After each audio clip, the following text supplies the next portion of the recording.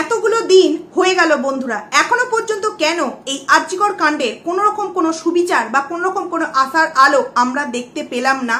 কে বা কারা এর পিছনে মদত দিচ্ছে, কে বা কাদের হাত এতটা লম্বা চওড়া, যেখানে এইরকম একটা নারকীয় ঘটনা হসপিটালের মতো একটা জায়গায় হয়ে গেল, সেখানে দাঁড়িয়ে এতগুলো দিন কেটে যাওয়ার পর কোনো রকম কোনো সুবিচার বা প্রমাণ এখনো পর্যন্ত প্রশাসন আমাদের সামনে এনে হাজির করতে পারলো না। তারা কি করছে, তাই না? প্রত্যেকটা নর্মাল মানুষদের মনে এই একটাই প্রশ্ন যে এতগুলো দিন কেটে গেল, এত বড় একটা ঘটনা হয়ে গেল, যেখানে কিনা আমরা যারা রোগী, যারা পেশেন্ট, তারা কিন্তু প্রত্যেকে একটা হসপিটাল মানে নিজেদের দ্বিতীয় জীবন ফিরে পাওয়ার একটা জায়গা হিসেবে বেছে নেয়। যে কোনো রোগ হওয়া মানে আমাদেরকে আগে ডক্টরের পরামর্শ নিতে হবে এবং হসপিটালে যেতে হবে। সেখানেই কোনো মেয়ের জীবন সারা জীবনের মতো শেষ হয়ে গেল। সেই ঘটনা ঘটার পরেও এখনো পর্যন্ত কেন চারিদিক এইভাবে চুপ? কোনো রকম কোনো সুবিচার পাওয়ার কোনো রকম কোনো আশা আমরা কি দেখতে পাচ্ছি বন্ধুরা? হ্যাঁ, হয়তো জাস্টিস চাইছি, আমরা প্রতিনিয়ত জাস্টিস চাইছি, কিন্তু কোন রকম কোনো মানে জাস্টিসের এইটুখানিও ধরাছোঁয়া কি আমরা পাচ্ছি না।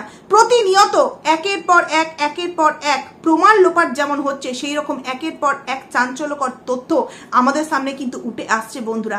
আচ্ছা, প্রমাণগুলো কেন লোপাট করার চেষ্টা হচ্ছে? কি এমন জানতে পেরে গিয়েছিল এই আরজিকর কাণ্ডের এই ডক্টর বোনটি, যেখান থেকে দাঁড়িয়ে বারংবার তাকে যেভাবে একদম পৃথিবী থেকে সরিয়ে দেওয়া হলো, সেই প্রমাণগুলো এইভাবে লোপাট করার জন্য কোনো সময় দেওয়াল ভেঙে দেওয়া হচ্ছে, কোনো সময় বা এটা করা হচ্ছে, কোনো সময় বা ওটা করা হচ্ছে। কেন? কি এমন তথ্য জানতে পেরে গিয়েছিল? আমরা আমাদের মতো করে প্রতিনিয়ত কিন্তু জাস্টিস চাইছি, কিন্তু কোথাও না কোথাও দাঁড়িয়ে এই জাস্টিস যারা চাইছে তাদের মধ্যে কিছু অংশের মানুষ আছে যারা সামনাসামনি হয়তো জাস্টিস চাইছে, পিছনে পিছনে কিন্তু হয়তো যাতে এই যে ঘটনাটি ঘটে গেছে এর কোনো প্রমাণ কারোর হাতে পর্যন্ত যাতে না পৌঁছাক, তার জন্য কিন্তু তারা ভিতরে ভিতরে অনেক প্ল্যান সাজাচ্ছে বন্ধুরা। এবং সেই প্ল্যান মাফিক কিন্তু একের পর এক অনেক কর্মকাণ্ড হচ্ছে বন্ধুরা। তারই মধ্যে উঠে এলো এক ভয়ঙ্কর কল রেকর্ড, যেই কল রেকর্ড শুনলে তোমরা জাস্ট অবাক হয়ে যাবে যে সেই দিন রাতে ঠিক কি ঘটনা ঘটেছিল, বা সেই দিনকে এই মেয়েটি মানে এই ডক্টরটি যখন দেখতে পেয়েছিল ওই হসপিটালের সবাই যখন দেখতে পেয়েছিল যে মেয়েটির দেহ নিথর অবস্থায় পড়ে রয়েছে, এবং তারপরেও সেই ঘটনাটি দেখার পরেও মেয়েটির বাবা মাকে প্রথম ফোন কলে কেন জানানো হয়নি যে মেয়েটি আর আমাদের মধ্যে মানে এই আরজিকরের ডক্টর বোনটি আর আমাদের মধ্যে নেই? কেন জানানো হয়নি? কেনই বা তিনবার ফোন করে বারংবার বয়ান পরিবর্তন করা হয়েছিল? আজকে তোমাদেরকে এই ভিডিওতে আমি সেই রেকর্ডিং তোমাদের সামনে শোনাবো। রেকর্ডিংগুলো শোনাবার আগে কিছু কথা তোমাদের সাথে একটু শেয়ার করে নিতে চাই। যেখানে প্রথমবার এই আরজিকর থেকে ফোন করা হয় মেয়েটির বাবা মার কাছে, এবং সেই ফোনটা করেছিল একজন মহিলা ফোন করে যখন ফোনটা করে তখন কিন্তু ফোনটা রিসিভ করে এই ডক্টর বোনটির বাবা। ফোনটা রিসিভ করার পর জিজ্ঞাসা করে কে, তখন জানান দেয় যে এরকম আমি আরজিকর থেকে এরকম বলছি। বলা হয় যে আপনাদের মেয়ের শরীর অসুস্থ, আপনারা প্লিজ তাড়াতাড়ি চলে আসুন। বারংবার কিন্তু এই ডক্টর বোনটির বাবা জিজ্ঞাসা করে কি হয়েছে। পাশ থেকে মা বলে ওর কি জ্বর এসেছে? কিন্তু একটাই উত্তর এই মহিলা কণ্ঠস্থর থেকে শোনা যায় যে ওর শরীর অসুস্থ, আপনারা তাড়াতাড়ি চলে আসুন, এটাই কিন্তু বলা হয়। তারপর যতটি ফোনটা মুখের উপর কেটে দেওয়া হয়, আবারও 5 মিনিটের মধ্যে আবারও একটা ফোন ব্যাক আসে।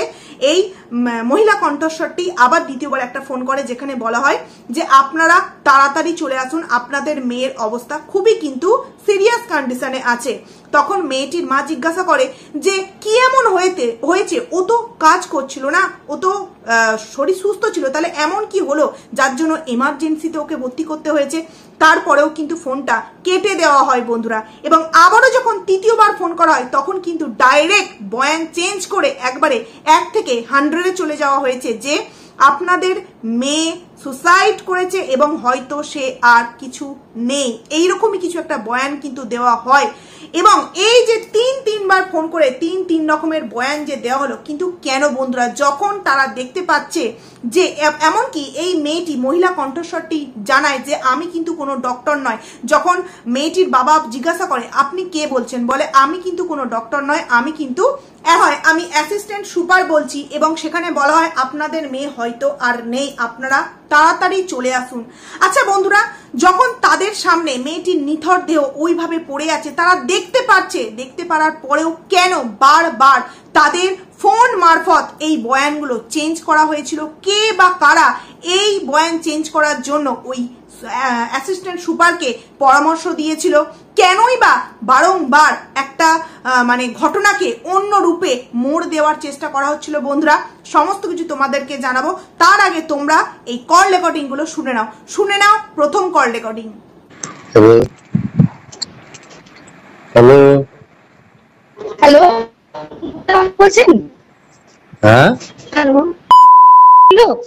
কেন, কে বলছেন? আরজি কর হসপিটাল থেকে বলছিলাম। কেন, কি হয়েছে?